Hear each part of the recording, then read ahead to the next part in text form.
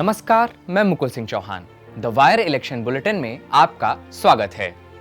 आज के बुलेटिन में हम आपको बताएंगे कि आज किस किस राज्य की कितनी सीटों पर विधानसभा चुनाव में मतदान किया जा रहा है और हम आपको बताएंगे कि पश्चिम बंगाल पुलिस ने कहां से 41 क्रूड बम बरामद किए हैं। बुलेटिन में आगे हम आपको बताएंगे कि विधानसभा चुनावों के दौरान कहां इनकम टैक्स के छापे पड़े हैं। इसके बाद हम आपको असम चुनाव में हुई ईवीएम से गड़बड़ी के बारे में बताएंगे, जिस पर सियासी घमासान मचा हुआ है। और इन सभी जरूरी खबरों के साथ साथ हम आपको द वायर की ग्राउंड रिपोर्ट से भी रूबरू करवाएंगे। आइए जानते हैं हाल ही में होने वाले और हो रहे विधानसभा चुनाव से जुड़ी प्रमुख बातें क्या रहीं।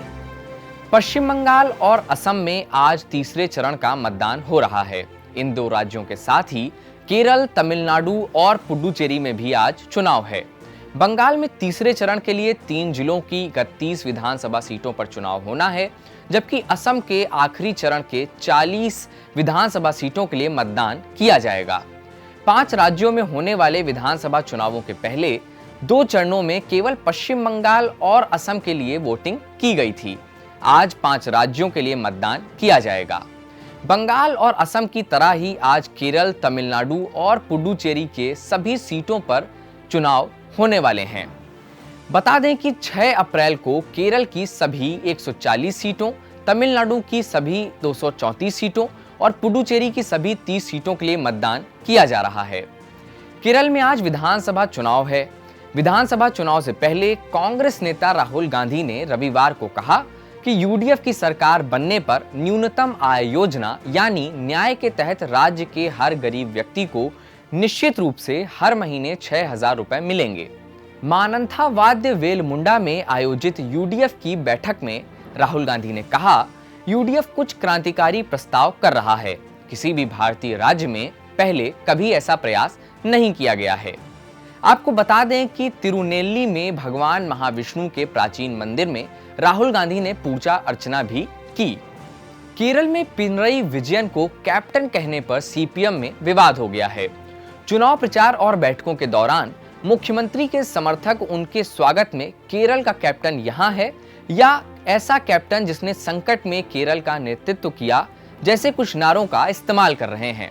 हालांकि वाम दल के आलोचकों का कहना है कि मार्क्सवादी पार्टी में किसी व्यक्ति को अपने चेहरे के तौर पर पेश करने या उसका प्रचार करने की परंपरा नहीं रही है, खास तौर से चुनावों के दौरान, और इसके खिलाफ कोई भी कदम किसी व्यक्ति विशेष की पूजा की तरह है।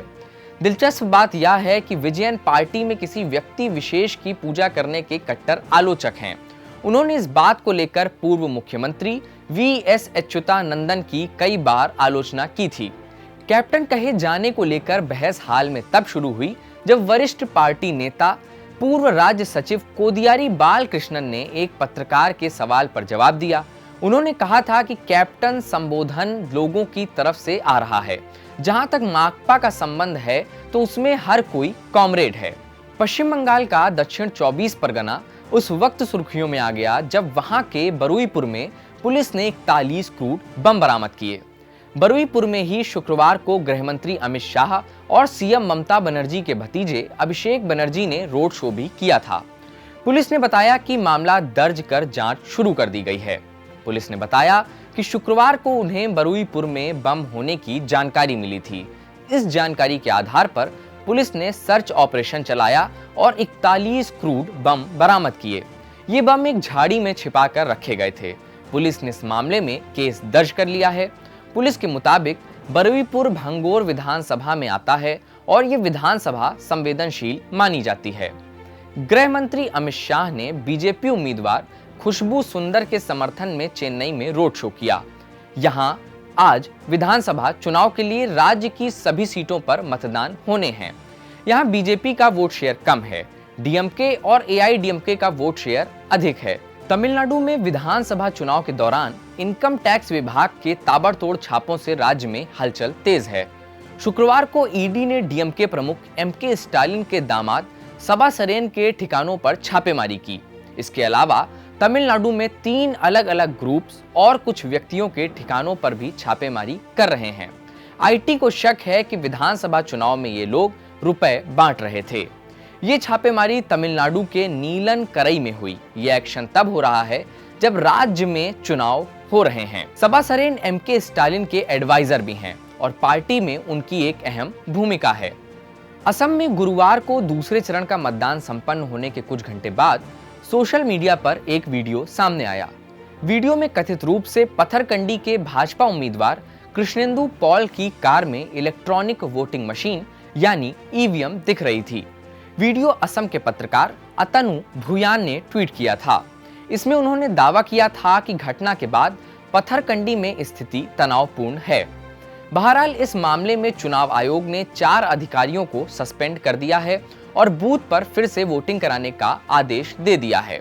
इधर कृष्णेंदु पॉल ने ईवीएम चोरी जैसी किसी भी बात से इनकार किया है। समाचार एजेंसी एएनआई के सूत्रों के मुताबिक चुनाव आयोग की गाड़ी में खराबी की वजह से बीजेपी उम्मीदवार की कार से ईवीएम को सही सलामत पहुंचाने में मदद ली गई थी। इस मामले में अज्ञात लोगों के खिलाफ एफआईआर भी दर्ज हुई है, जिन्होंने ईवीएम ले जाने वाली कार को रोका था। अब किसकी गाड़ी कहां खराब हुई और कौन मदद के लिए आया, ये सारा सच तो जांच के बाद ही सामने आ सकता है। तब तक हमें और आपको इंतजार करना होगा। द वायर की टीम केरल में मौजूद है। द वायर की सीनियर एडिटर आरफा खानम शेरवानी ने केरल के लोगों से सबरीमला मंदिर को मुद्दा बनाकर की जा रही राजनीति पर बात की। आइए देखते हैं इस रिपोर्ट को।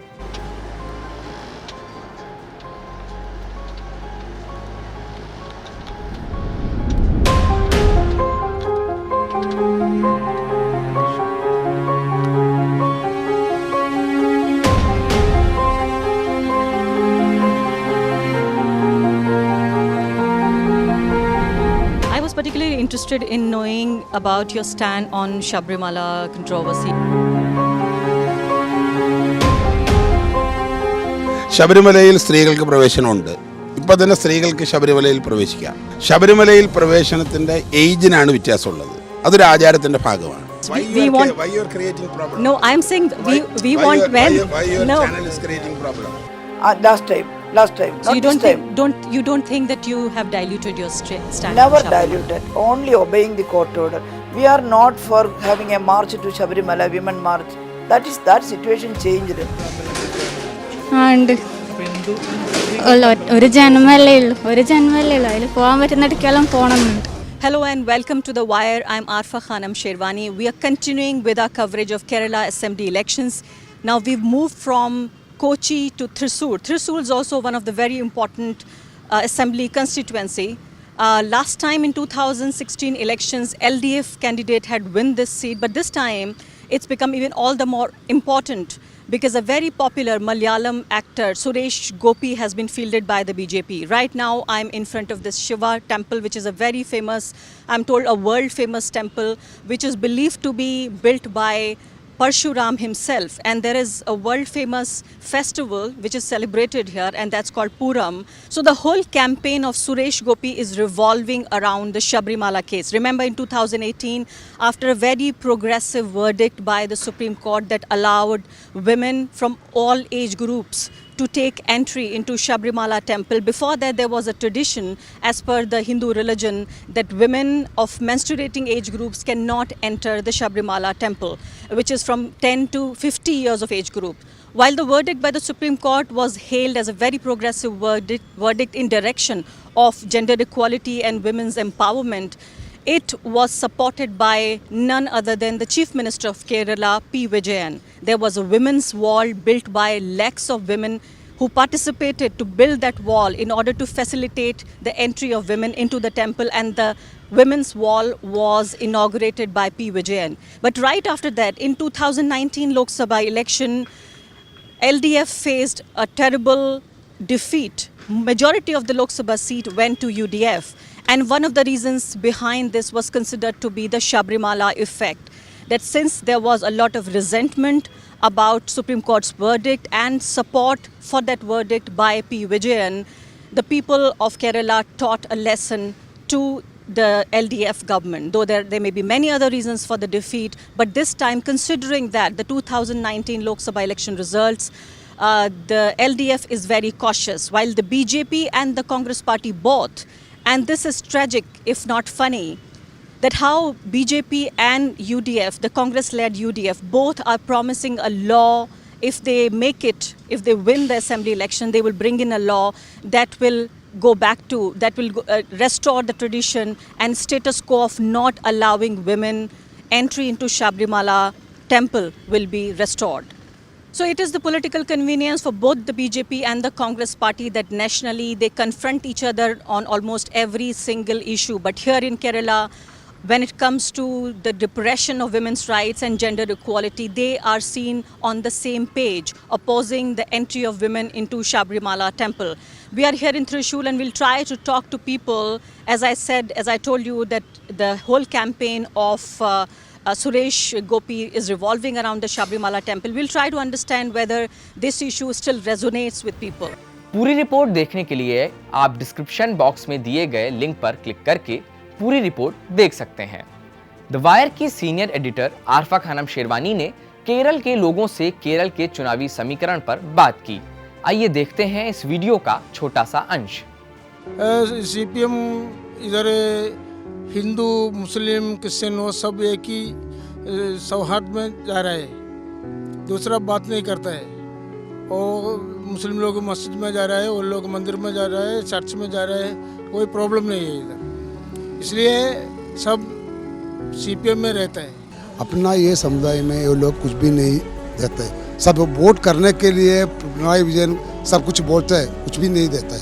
सीपीएम मुसलमान का साथ रहता है, सीपीएम हिंदू का साथ रहता है, सब एक ही अलग अलग नहीं जा रहा है, वो सब एक ही सामने लेके आके चलता है। इसलिए हम लोग मुसलमान सब इधर सीपीएम का साथ रहता है।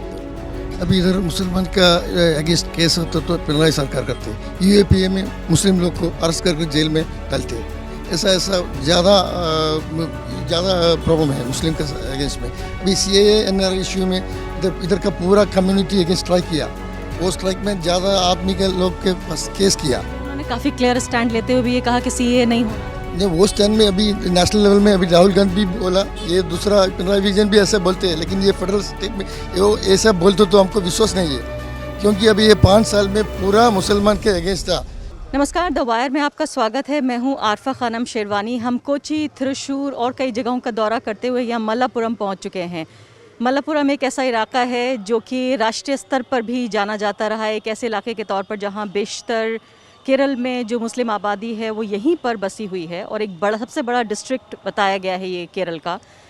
यहाँ पर सबसे बड़ी बात यह है कि इस पूरे चुनाव में जहाँ की जो आबादी है केरल की वो 26% से ज़्यादा मुस्लिम आबादी है, यानी कि आप ही सोचिए कि हर एक चौथा व्यक्ति यहाँ पर मुस्लिम है केरल में। और इसीलिए एलडीएफ और यूडीएफ दोनों जो बड़े पॉलिटिकल अलायंसेस हैं, इनकी पूरी लड़ाई में की फैक्टर बताया जा रहा है कि जिस और मुस्लिम समुदाय घूम जाएगा, यानी कि जिस तरफ उसकी मेहरबानी हो जाएगी वो अलायंस जीत जाएगा। अगर वो यूडीएफ की तरफ आगे बढ़ता है तो यूडीएफ जीतेगा, या फिर अगर एलडीएफ की तरफ आगे बढ़ता है तो एलडीएफ जीतेगा। यहाँ केरल में यूँ तो देखा जाए तो आमतौर पर भी जो लोगों की आर्थिक हालात हैं वो बेहतर हैं, शैक्षणिक हालात भी बेहतर हैं, सामाजिक भी बेहतर हैं। इसलिए मुद्दे जो नॉर्थ इंडिया में जो मुद्दे हमारे यहाँ अक्सर नज़र आते हैं गरीब प्रदेशों में, वो मुद्दे यहाँ नहीं हैं। लेकिन उसके बावजूद भी सीएए पिछले कुछ दिनों में एक बड़ा मुद्दा रहा। और इसके अलावा भी ये बताया गया कि जहाँ ये मुस्लिम समुदाय के लोग रहते हैं उनको कहीं ना कहीं नज़रअंदाज करने की कोशिश, या जो सरकारी नौकरियां हैं उसमें प्रतिनिधित्व, उतना रिप्रेजेंटेशन नहीं है जितना होना चाहिए। मेरे साथ यहाँ पर कुछ लोग मौजूद हैं मल्लापुरम में। सबसे बड़ी दिक्कत यहाँ पर ये आ रही है कि हिंदी और इंग्लिश दोनों ही बोलने वाले बहुत कम लोग यहाँ मिलते हैं, और मेरी लिमिटेशन ये है कि मैं मलयालम नहीं जानती हूँ। फिर भी मुझसे वादा किया गया है कि यहाँ कुछ लोग हिंदी बोल सकते हैं, उनसे हम बातचीत करने की कोशिश करते हैं। पूरी बातचीत सुनने के लिए आप डिस्क्रिप्शन बॉक्स में दिए गए लिंक पर क्लिक करके पूरी बातचीत सुन सकते हैं। विधानसभा चुनाव से जुड़ी हर छोटी बड़ी खबर हम आप तक लगातार पहुंचा रहे हैं और आगे भी पहुंचाते रहेंगे। तब तक आप सब देखते रहिए द वायर का इलेक्शन बुलेटिन। धन्यवाद।